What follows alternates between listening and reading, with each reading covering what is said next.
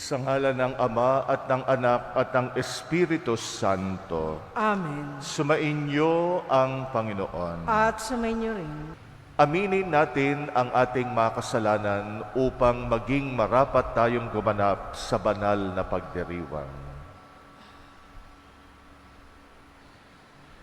Inaamin ko sa makapangyarihang Diyos at sa inyo mga kapatid, na lubha akong nagkasala sa isip, sa salita, sa gawa, at sa aking pagkukulang.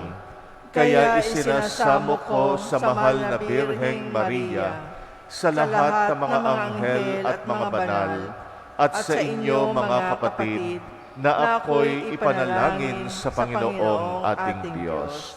Kaawaan tayo ng makapangyarihang Diyos, patawarin tayo sa ating mga kasalanan at patnubayan tayo sa buhay na walang hanggan. Amen. Panginoon, kaawaan mo kami. Panginoon, kaawaan mo kami. Kristo, kaawaan mo kami. Kristo, kaawaan mo kami. Panginoon, kaawaan mo kami. Panginoon, kaawaan mo kami. Manalangin tayo.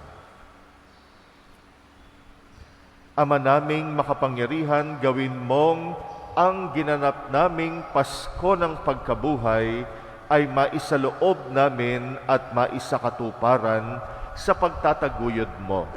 Sa pamagitan ng Jesucristo kasama ng Espiritu Santo, magpasawalang hanggan. Amen.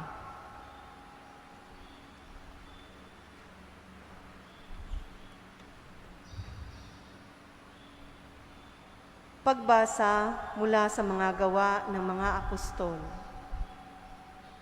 Pagdating namin sa Roma, si Pablo'y pinahintulutang umupa ng sariling tirahan kasama ang isang kawal na pinakatanod niya.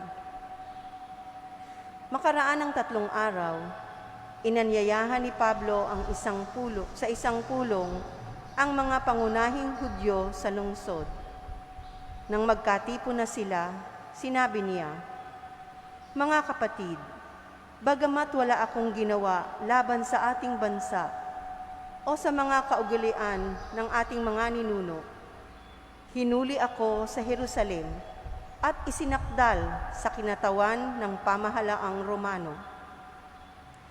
Matapos akong litisin, ako sana'y palalayain na sapagkat wala naman akong ginawa na dapat parusahan ng kamatayan. Ngunit tumutol ang mga Hudyo, kaya't napilitan akong dumulog sa emperador, bagamat wala akong sakdal laban sa ating mga kababayan. Nagagapos ako sa tanikalang ito dahil kay Jesus, ang pag-asa ng Israel. Iyan ang dahilan kung bakit hiniling kong makausap kayo." Humigit kumulang sa 2 taong nanirahan si Pablo sa Roma, sa bahay na kanyang inuupahan, at tinanggap niya ang lahat ng nagsadya sa kanya. Hayagan at walang sagabal na nangangaral siya tungkol sa paghahari ng Diyos at sa Panginoong Hesukristo. Ang salita ng Diyos. Salamat sa Diyos. Poon ang mga mabubuti ay kapiling mo parati. Poon ang mga mabuti ay kapiling mo parati. Ang Panginoong Diyos ay matatagpuan sa banal na templo, at doon naman sa mataas na langit, naroon ang trono. At magbuhat doon ay pinagmamasdan ang lahat ng tao. Walang maliligid anuman ang gawin ng lahat ng ito. Poon ang mga mabuti ay kapiling mo parati. Lahat ng mabuti, pati ang masama ay sinisiyasat. Namumuhing lubos siya sa suwail na wala ng batas. Ang poon ay tapat. Sa gawang mabuti siya'y nalulugod. At sa piling niya, mabubuhay silang sa kanya'y sumunod. Poon ang mga mabuti ay kapiling mo parati.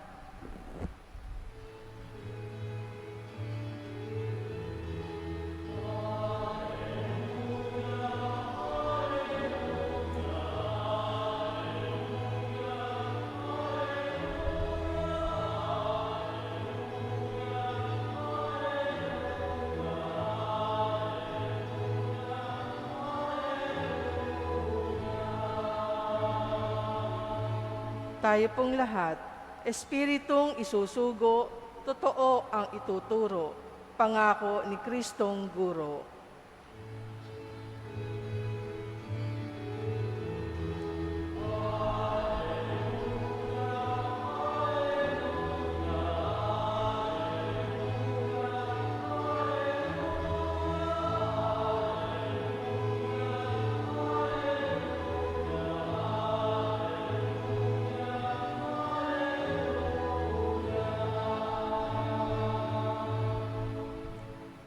Sumainyo ang Panginoon.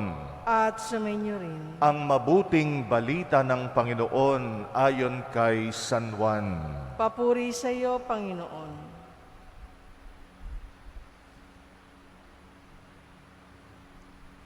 Noong panahong iyon, lumingon si Pedro at nakita niyang sumusunod ang alagad na minamahal ni Jesus. Yaong humilig sa dibdib ni Jesus nang sila'y naghahapunan at nagtanong, Panginoon, sino po ang magkakanulo sa inyo? Nang makita siya ni Pedro, tinanong nito si Jesus, Panginoon, ano po naman ang mangyayari sa taong ito? Sumagot si Jesus, kung ibig kong mabuhay siya hanggang sa pagbabalik ko, ano sa iyo? Sumunod ka sa akin. Kumalat sa mga kapatid ang balitang hindi mamamatay ang alagad na ito. Bagamat hindi sinabi ni Jesus na hindi siya mamamatay, kundi kung ibig kong mabuhay siya hanggang sa pagbabalik ko, ano sa iyo? Ito nga ang alagad na nagpapatotoo tungkol sa mga bagay na ito. Siya rin ang sumulat ng mga ito at alam naming tunay ang kanyang patotoo. At marami pang ginawa si Jesus na kung susulating lahat, inaakala kong hindi magkakasya kahit sa buong daigdig ang mga aklat na masusulat. Ang mabuting balita ng Panginoon. Pinupuri ka namin, Panginoong Hesukristo. Ang ebanghelyo natin ay karugtong ng kwento kahapon kung saan tinanong ni Jesus si San Pedro 3 beses, iniibig mo ba ako? At sa kahuli-hulihan, ang paanyaya ni Jesus kay San Pedro ay sumunod ka sa akin. At yung ebanghelyo natin ngayon ay karugtong matapos sabihan ni Jesus si San Pedro, sumunod ka sa akin, ay nag-alala naman siya sa kapwa niya alagad.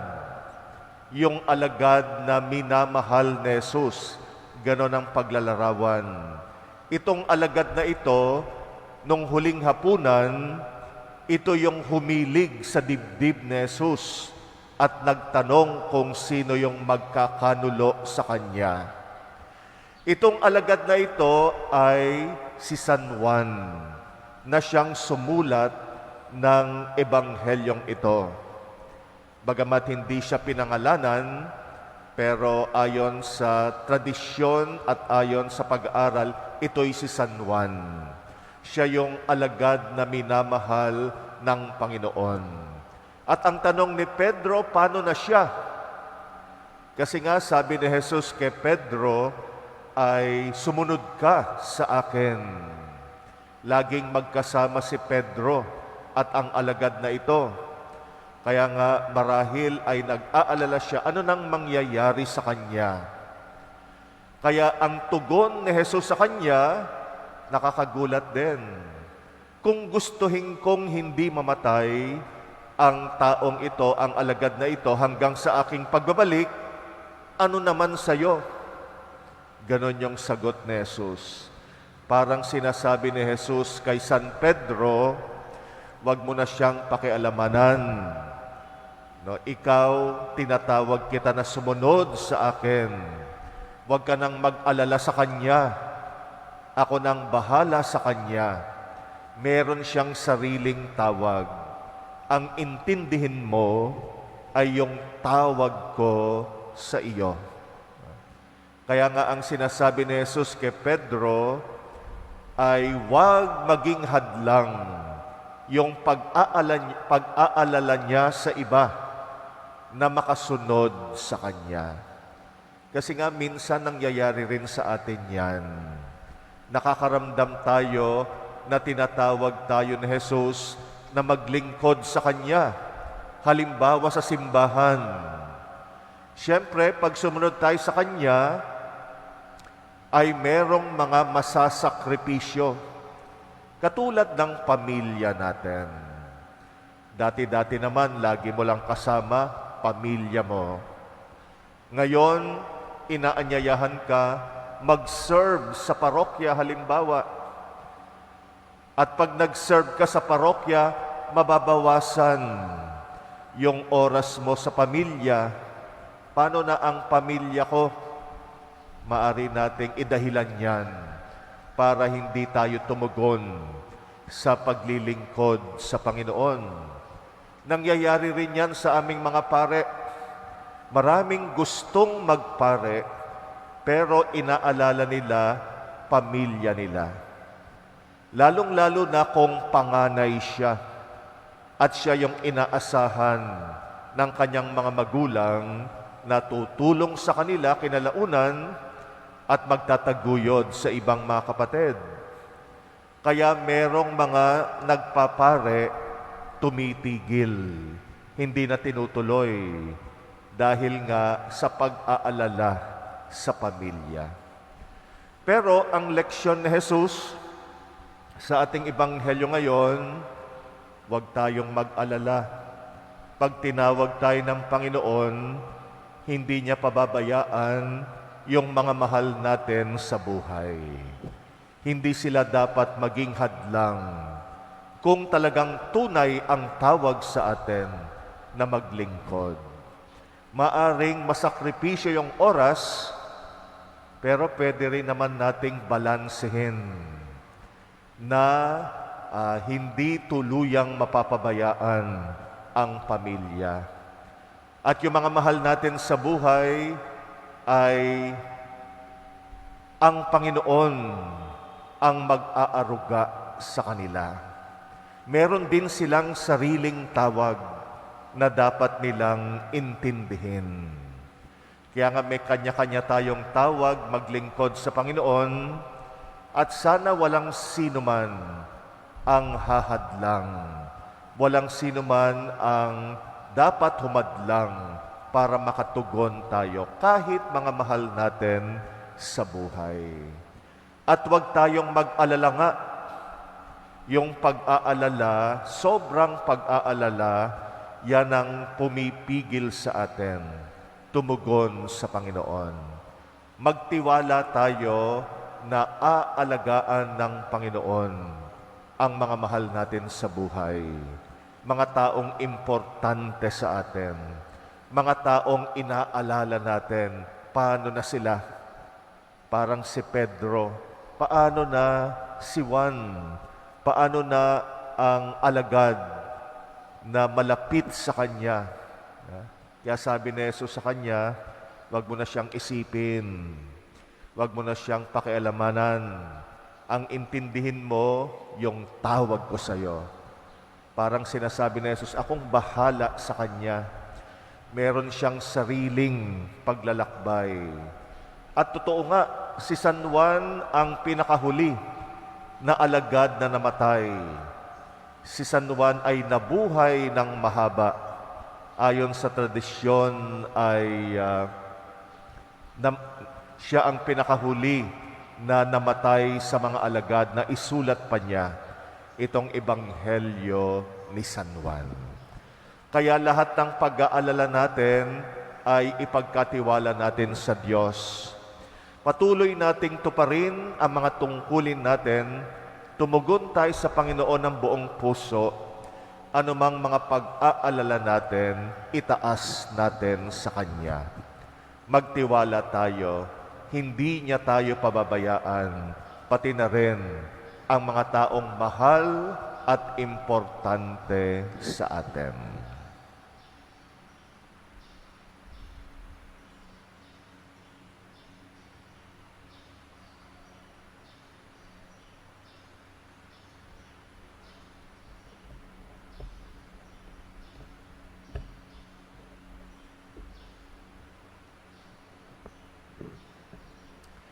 Si Jesus na nakipamuhay sa mga tao upang maglingkod bilang pagsunod sa kanyang Ama ay nagnanais na unahin natin ng higit sa lahat ang mga bagay na nakalulugod sa Diyos. Ating itugon sa bawat kahilingan, Panginoon, Ikaw ang lahat sa amin. Panginoon, Ikaw ang lahat sa amin. Ang mga pinuno ng simbahan, naway maging mga tunay na lingkod na kumikilos ng may pagmamalasakit na katulad ng ipinakita ni Kristo sa kanyang mga apostol. Manalangin tayo sa Panginoon. Panginoon, Ikaw ang lahat sa amin. Ang mga pinuno ng pamahalaan, naway maging tapat sa kanilang mga pananagutan at makatupad sa kanilang mga tungkulin ayon sa diwa ng pag-ibig at paglilingkod. Manalangin tayo sa Panginoon. Panginoon, Ikaw ang lahat sa amin. Ang mga nagdaranas ng kahirapan, naway tumanggap ng lakas mula sa banal na Espiritu. Manalangin tayo sa Panginoon. Panginoon, Ikaw ang lahat sa amin. Ang mga may karamdaman, naway maunawaan na ang kanilang pagdurusa, kung titiisin bilang pakikiisa kay Kristo, ay maaaring maging biyaya. Manalangin tayo sa Panginoon. Panginoon, Ikaw ang lahat sa amin. Ang ating mga namayapang kamag-anak at mga kaibigan, naway magtamasa ng kapanatagan sa walang hanggang tahanan ng Diyos. Manalangin tayo sa Panginoon. Panginoon, Ikaw ang lahat sa amin. Tahimik nating ipanalangin ang mga personal nating kahilingan. Muli nating alalahanin ang mga kapatid nating nangangailangan ng ating dasal. At alalahanin din natin ang mga kapatid nating nagpapamisa sa pagdiriwang na ito.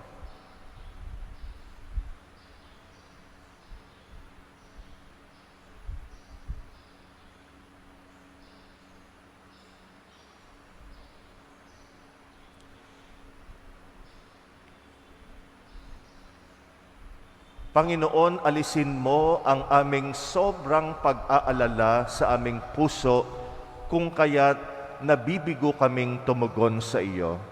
Matuto nawa kaming magtiwala sa iyo na hindi mo kami pababayaan, pati na rin ang mga mahal at mga importanteng tao sa buhay namin. Ikaw na aming Panginoon, magpasawalang hanggan. Amen.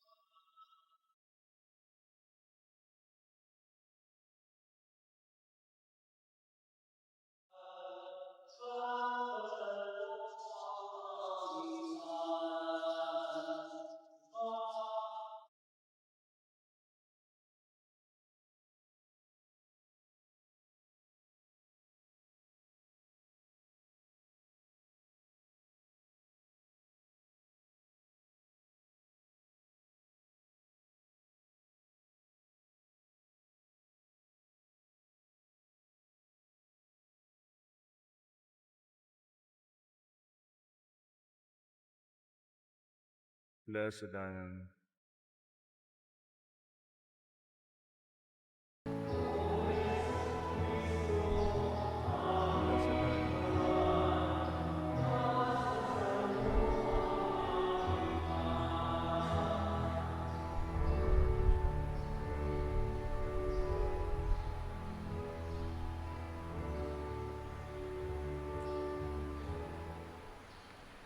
Manalangin kayo mga kapatid upang ang paghahain natin kalugdan ng Diyos amang makapangyarihan. Tanggapin nawa ng Panginoon itong paghahain sa iyong mga kamay, sa kapurihan niya at karangalan, sa ating kapakinabangan at sa buong sambayanan niyang banal. Ama naming lumikha sa banal na paghahaing ito, maihanda nawa ang aming kalooban sa pagdating ng Espiritu Santo na siyang ikapagpapatawad ng mga kasalanan. Iniluluhog namin ito sa pamagitan ng Jesucristo kasama ng Espiritu Santo magpasawalang hanggan. Amen. Sumainyo ang Panginoon. At sumainyo rin. Itaas sa Diyos ang inyong puso at diwa. Itinaas na namin sa Panginoon. Pasalamatan natin ang Panginoong ating Diyos. Marapat na siya, ipasalamatan. Ama naming makapangyarihan, tunay ngang marapat na ikay aming pasalamatan sa pamagitan ni Jesucristong aming Panginoon. Noong siya'y muling nabuhay, siya'y nagpakita sa mga alagad niyang mahal. Samantalang siya'y kanilang kapisan, siya'y umakyat sa kalangitan. Sa kanyang pagluklok sa kanang kamay mo, kaming mga kapwa niya ay hindi na rin iba sa iyo.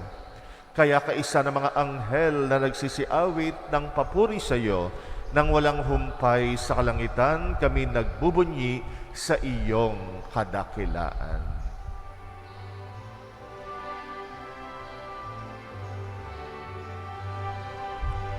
Santo, Santo, Diyos makapangyarihan, nabubunuan ng kaluwalhatian mo. Hosanna, Hosanna, Hosanna, Hosanna, Hosanna sa kaitaas. Pinagpalaan na Panginoon sa Panginoon. Hosanna, Hosanna,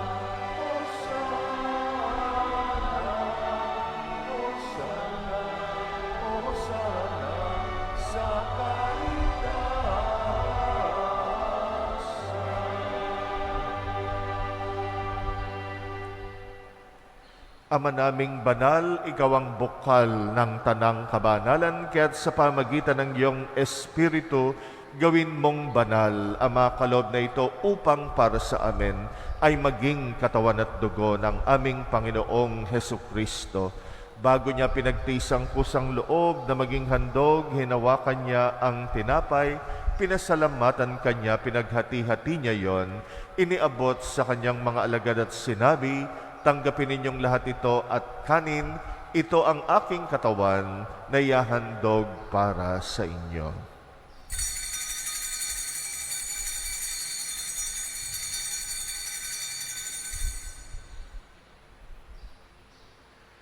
Gayon din naman nung matapos ang hapunan, hinawakan niya ang kalis, muli kanyang pinasalamatan, iniabot niyang kalis sa kanyang mga alagad at sinabi, tanggapin ninyong lahat ito at inumin. Ito ang kalis ng aking dugo, ng bagot walang hanggang tipan. Ang aking dugo na ibubuhos para sa inyo at para sa lahat sa kapagpapatawad ng mga kasalanan. Gawin ninyo ito sa pag-alala sa akin.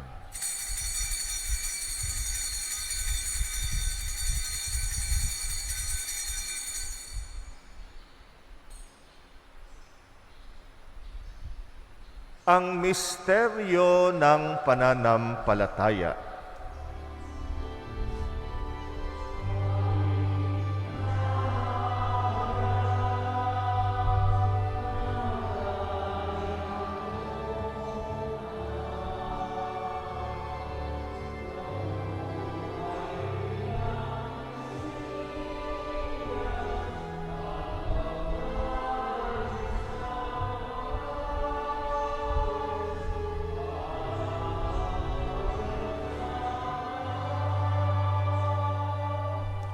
Ama, ginagawa namin ngayon ang pag-alala sa pagkamatay at muling pagkabuhay ng iyong anak. Kaya't inaalay namin sa iyong tinapay na nagbibigay buhay at ang kalis na nagkakaloob ng kaligtasan. Kami nagpapasalamat dahil kami iyong minarapat tumayo sa harap mo para maglingkod sa iyo. Isinasamo namin kaming magsasalo-salo sa katawat dugo ni Kristo'y mabuklod sa pagkakaisa sa pamagitan ng Espiritu Santo. Alalahanin mo rin ang mga kapatid naming nahimlay na may pag-asang sila'y muling mabubuhay, gayon din ang lahat ng mga pumanaw. Kawaan mo sila't patuloyin sa iyong kaliwanagan.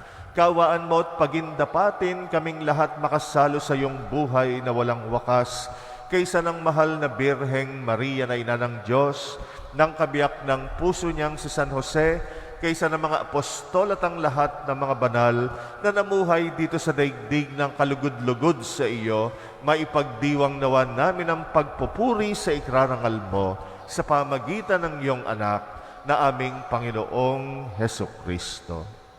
Sa pamamagitan ni Kristo kasama niya at sa Kanya, ang lahat ng parangal at papuri ay sa iyo, Diyos Amang makapangyarihan, kasama ng Espiritu Santo, magpasawalang hanggan.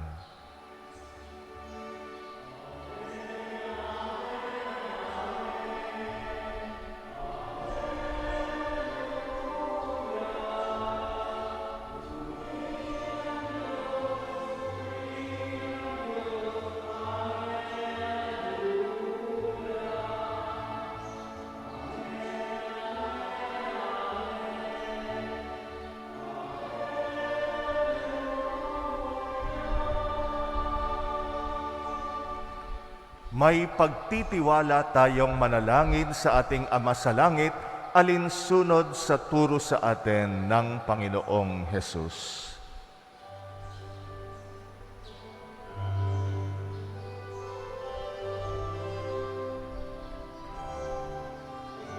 Ama namin, sumasalangit ka. Sambahin na ngalan mo, mapasabi ang kaharian mo, sundin ang loob mo dito sa lupa, para lang sa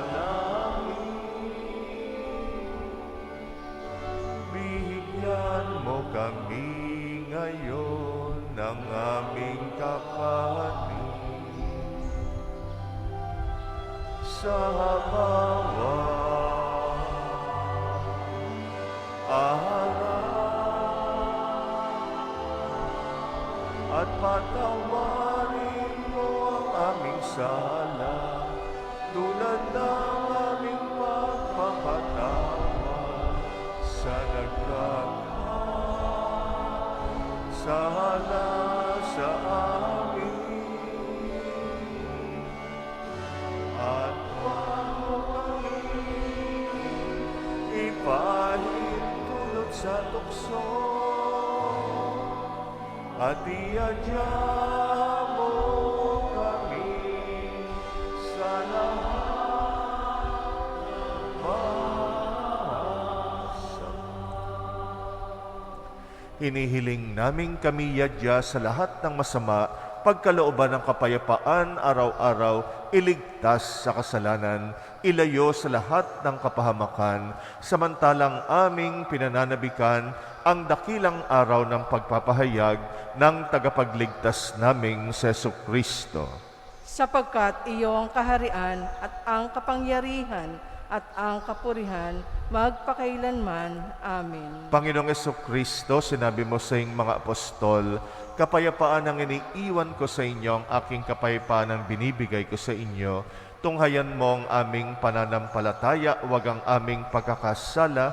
Pagkalooban mo kami ng kapayapaan at pagkakaisa ayon sa iyong kalooban, kasama ng Espiritu Santo, magpasawalang hanggan. Amen. Ang kapayapaan ng Panginoon ay laging sumainyo. At sumainyo rin. Magbigayan kayo ng kapayapaan sa isa't isa. Peace be with you. Kordero ng Diyos na nag-aalis ng mga kasalanan ng sanlibutan, maawa ka sa amin. Kordero ng Diyos na nag-aalis ng mga kasalanan ng sanlibutan, maawa ka sa amin. Kordero ng Diyos na nag-aalis ng mga kasalanan ng sanlibutan, ipagkaloob mo sa amin ang kapayapaan. Narito ang kordero ng Diyos na nag-aalis ng mga kasalanan ng sanlibutan. Mapalad ang mga inaanyayahan sa kanyang piging. Panginoon, hindi ako karapat-dapat na magpatuloy sa iyo, ngunit sa isang salita mo lamang ay gagaling na ako.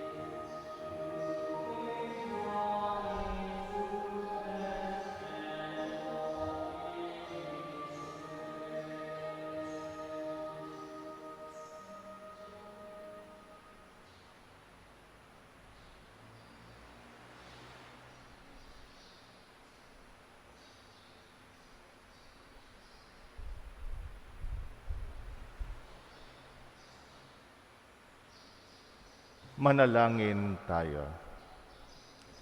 Ama naming mapagmahal, pahintulutan mong sa aming pagdalangin, kaming itinawid mo mula sa luma patungo sa bago, na dulot ng banal na salo-salo ay makapagbago nawa sa aming kalooban sa pagsisikap naming ang luma ay talikdan. Sa pamagitan ng Jesucristo kasama ng Espiritu Santo, magpasawalang hanggan. Amen. Mamayang gabi, bukas ay kapistahan na ng Pentecostes, ang pagbaba ng Espiritu Santo.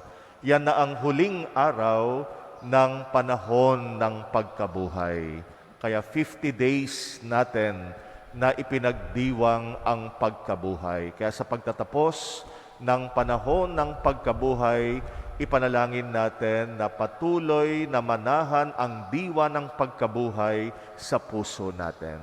Kaya kahit matatapos na ang panahon ng pagkabuhay, yung kagalakan na dulot ng pagkabuhay ay maihatid natin buong taon, lalo na sa lahat ng ating gawain at sa lahat ng mga tao na makakasalamuhan natin. Sumainyo ang Panginoon At sumayin niyo rin. at pagpalain kayo ng makapangyarihang Diyos, Ama at Anak at Espiritu Santo. Amen. Tapos na ang misa, humayo kayong taglay ang kapayapaan ni Kristo. Salamat sa Diyos.